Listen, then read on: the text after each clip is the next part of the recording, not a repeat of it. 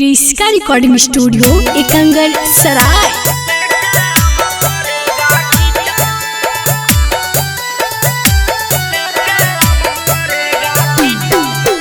DJ Kundan राज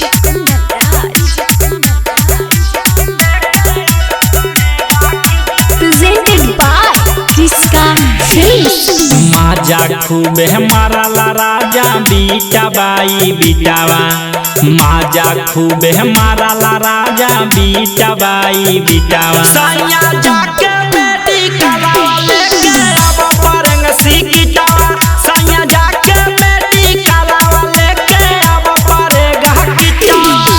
भोरे से हम 4 बेरी कर देलियो वो मिटावा, भोरे से हम 4 बेरी कर देलियो वो मिटावा। राजा जाके बेटी कलावा लेके अब परंग सीखिटावा, सैया जाके बेटी कलावा लेके अब परेगा किटावा।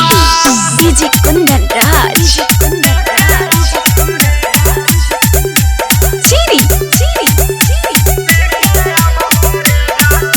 राजा जाके बेटी कलावा लेके अब परंग सीखिटावा, सैया जाके बेटी कलावा लेके अब परेगा किटावा। कैसन कैसन ता लगा हको मनवा, जल्दी से जाके ले अब सजनवा। हे जी कैसन कैसन ता लगा हको मनवा, जल्दी से जाके ले अब सजनवा।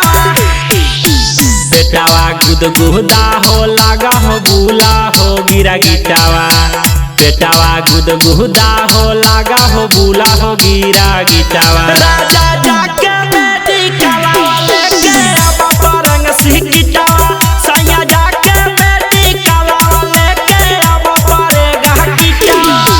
डीजे कुंदन राज चीरी क्रिस्का रिकॉर्डिंग स्टूडियो एकंगर सराय। राजा जाके बेटी कलावा लेके अब परंग सीखिटावा, सैया जाके बेटी कलावा लेके अब परेगा किटावा। ए जी राजा रौसनवा तू कैला गजनवा, लागा हो सोहर गवाई तो आंगनवा। राजा रौसनवा तू कैला गजनवा, लागा हो सोहर गवाई तो आंगनवा।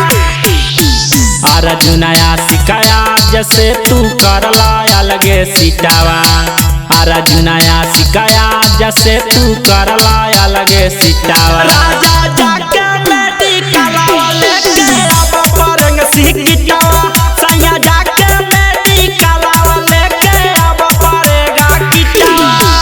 क्रिस्का रिकॉर्डिंग स्टूडियो एकंगर सराय।